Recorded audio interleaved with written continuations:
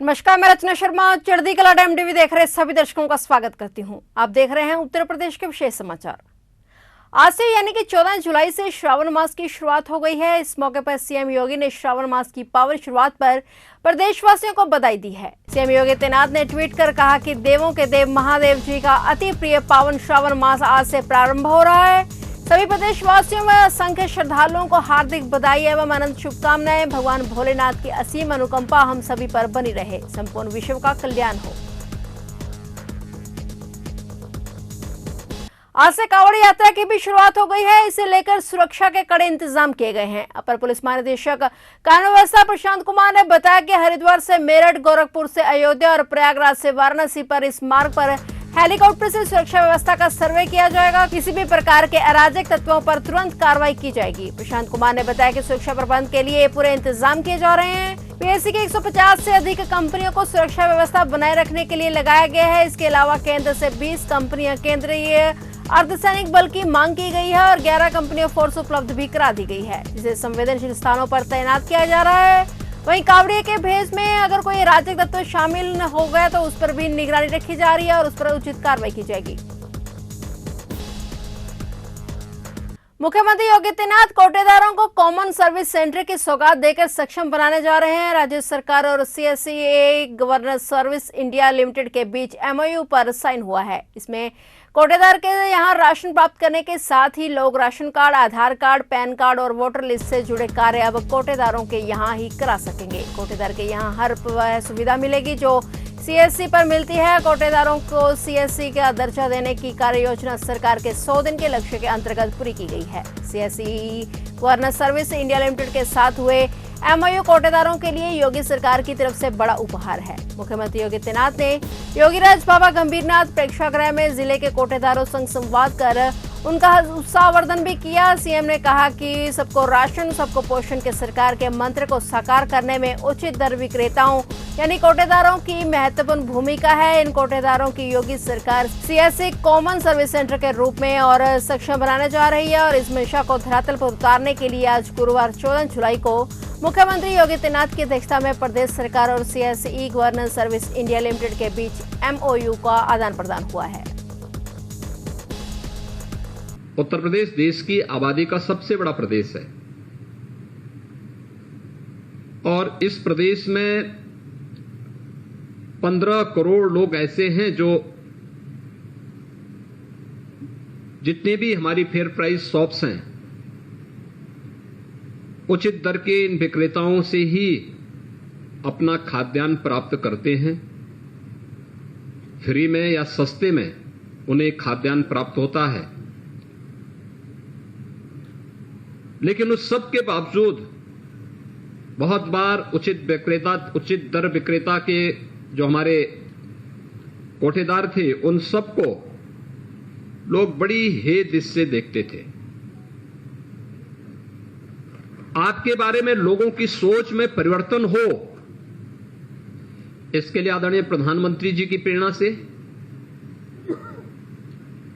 पूरे देश के अंदर तकनीक का अधिकाधिक उपयोग हो, इस पर अभियान प्रारंभ हुआ। 2017 के पहले ये उत्तर प्रदेश के लिए एक सपना था, लेकिन क्योंकि 80,000 राशन कोटी की दुकान हमारे पास थी,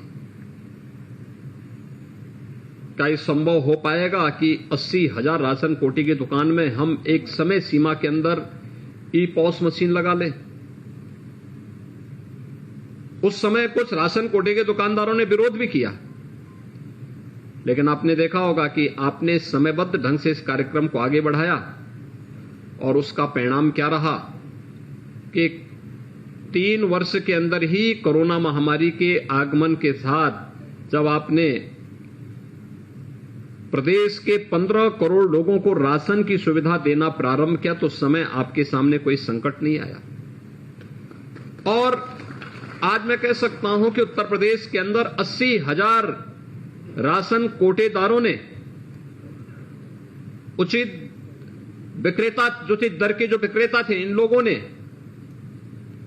प्रदेश के अंदर जितनी अच्छी व्यवस्था देने का कार्य किया उसकी सर्वत्र सराहना हुई है।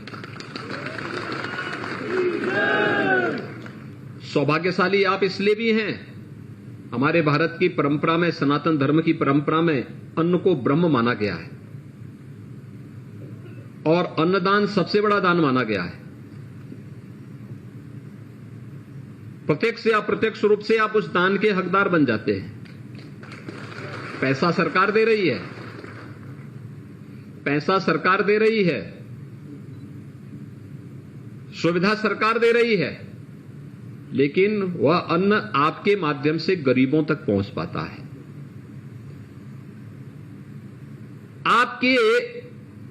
आपको जो श्रेय मिल रहा है, उस श्रेय को ही ध्यान में रख करके हमारे माननीय सांसद ने कहा था कि देखिए हम भी इस कोटेदार के साथ जुड़ना चाहते हैं, और इसीलिए उन्होंने कहा कि देखिए आपका जो लाभांश प्रति क्विंटल जो 70 रुपया था वह बढ़ा करके अब 90 रुपया हो रहा है।